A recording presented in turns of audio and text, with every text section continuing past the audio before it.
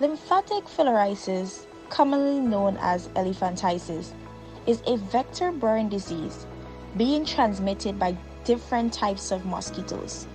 For example, by the 𝘿𝙤𝙤𝙦𝙤, Anopheles, and Aedes mosquitoes. Infection is usually acquired in childhood, causing hidden damage to the lymphatic system. Lymphatic filariasis affects over 120 million people in 72 countries throughout the tropics and subtropics of Asia, Africa, the Western Pacific, and parts of the Caribbean and South America. So, you might be wondering, how do I get infected with this so-called disease? Well, this vector-borne disease is caused by the invasion of parasites within the human body from a single mosquito bite that has been infected.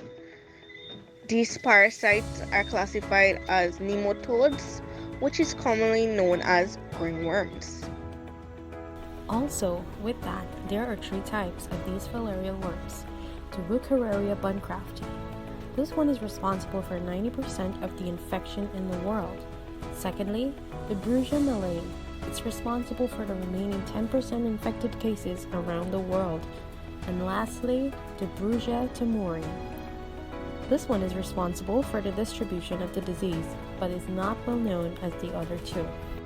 Transmission. It is transmitted through mosquitoes. When a mosquito bites a person with lymphatic filariasis, microscopic worms in the person's blood enter the insect's body and infect it. The small worms then transfer from the infected mosquito through the skin and into the lymph vessels when it bites another person. They mature into adults in the lymph vessels and have a lifespan of 5 to 7 years. After mating, millions of miniature worms called microfiliae are released into the bloodstream, and persons with the infection can spread it to others through mosquitoes. Lymphatic filariasis is transmitted by a variety of mosquitoes, including the Culex mosquito, found in urban and suburban areas, the Anopheles mosquito, found primarily in rural areas, and the Aedes mosquito, which is found primarily on endemic Pacific islands. So, how exactly is lymphatic filariasis diagnosed? Well, the standard method for diagnosing active infection is the identification of microfilariae in a blood smear by microscopic examination. The microfilariae that causes lymphatic filariasis circulates in the blood at night, and this is called nocturnal periodicity. Blood collection should be done at night to coincide with the appearance of microfilariae, and a tick smear should be made and stained with 𝘽𝙤𝙬 or hematoxylin and eosin. For increased sensitivity, concentrations techniques can be used.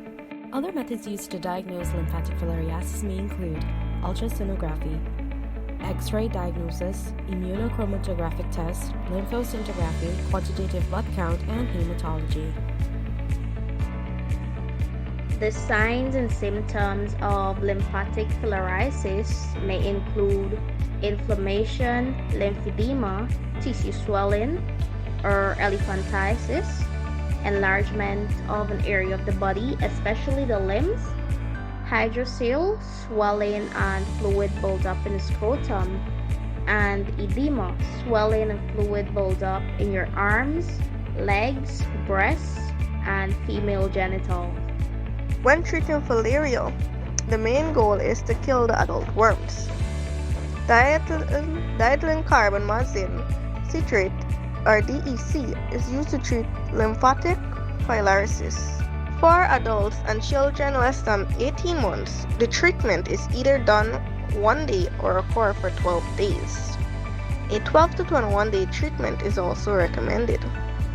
DEC is well tolerated and has limited side effects, which depends on the number of microfilariae in the blood. The most common side effects are dizziness, pain or muscles in joints, headaches, fever, and nausea. That leads us to prevention. According to the CDC, the easiest way to prevent lymphatic filariasis is to avoid being bit by mosquitoes. It's recommended that persons avoid going into areas infected with lymphatic filariasis. However, if persons are unable to avoid doing this for whatever reason, they should adhere to the following guidelines to help prevent the spread of this disease. Since the mosquitoes are most active between dark and sunrise, it's recommended that you protect yourself at night. This would include sleeping in an air-conditioned room or under a mosquito net, either an insecticide-treated or untreated one. Also, applying mosquito repellent on exposed skin, wearing long-sleeved clothes and long trousers have proven to be very effective. The World Health Organization strategy for preventing the spread of lymphatic filariasis is preventative chemotherapy, treating all eligible persons in an area or region where infection is present on an annual basis, and providing the necessary care package to help alleviate the suffering caused by the disease. Another approach is distributing medicine that kills the microscopic worms to communities and controlling the mosquito population present in these communities.